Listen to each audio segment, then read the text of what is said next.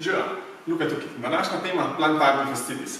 Zdaj smo pogledali par vaj, kako progresivno stopnjevati svoje vaje, kadar imamo težave s samim stopalom. Ok, vedno na začetku začnemo z bolj počasnimi, se pravi, izvedbami, gremo gor in zdaj počasi spuščamo. Tam 20 do 30 sekund naj traja ta spust in gre v bistvu zato počasen spust, da imamo občutek, kot da zadržujemo čisto na mestu.